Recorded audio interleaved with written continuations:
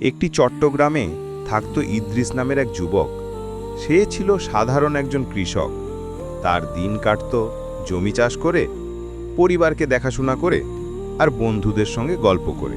কিন্তু ইদ্রিসের মনে সব সময় একটি প্রশ্ন ঘুরপাক খেত। আল্লাহ আমাদের কেন সৃষ্টি করেছেন?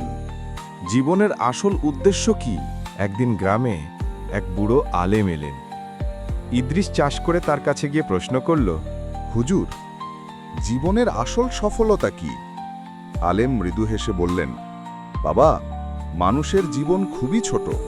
আমরা যদি শুধু খাই আর ঘুমাই আর দুনিয়ার পিছনে দৌড়াই, তাহলে সেটা পশুর মতো জীবন হবে।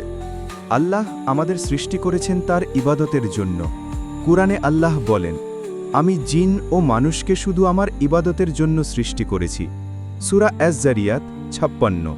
সফলতা মানে ধন সম্পদ নাম যশ নয়। সফলতা মানে হল 5 ওয়াক্ত নামাজ কায়েম করা, কোরআন তেলাওয়াত ও বুঝে চলা, বাবা মার খেদমত করা, মানুষের উপকার করা, আর সবচেয়ে বড় কথা আল্লাহ ও তার রাসূল এর আদেশ মানা। ইদ্রিস গভীর মনোযোগ দিয়ে শুনল।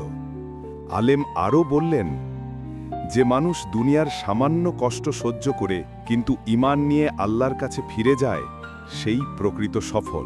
এরপর থেকে ইদ্রিসের জীবন বদলে গেল। সে ফজর থেকে শুরু করে 5 ওয়াক্ত নামাজ জামাতে পড়তে লাগল। কৃষিকাজ করার সময় জিকির করত। যখন গরিব মানুষ সাহায্য চাইত, সে যতটুকু পারত তাদের দিত। মায়ের সেবা করত, বাবার কথা মেনে চলত। গ্রামের মানুষ ধীরে ধীরে ইদ্রিসের পরিবর্তন দেখে অবাক হল। ইদ্রিস, আগে তুমি শুধু একজন কৃষক ছিলে, এখন তুমি আমাদের আদর্শ। ইদ্রিস হেসে বলতো, আমি কিছুই না। আসল আদর্শ আমাদের নবী করিম সাল্লাল্লাহু আলাইহি ওয়াসাল্লাম, যিনি আমাদের দেখিয়েছেন কিভাবে সুন্দর জীবন যাপন করতে হয়।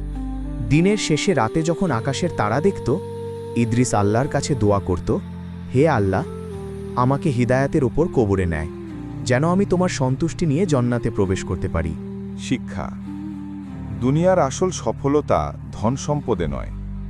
আসল সফলতা হল ঈমান, নেক আমল আর আল্লাহর সন্তুষ্টি অর্জন করা।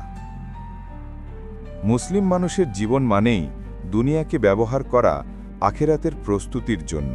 তো প্রিয় বন্ধুরা, ভিডিওটি যদি ভালো লাগে, সাবস্ক্রাইব অ্যান্ড লাইক করে দাও।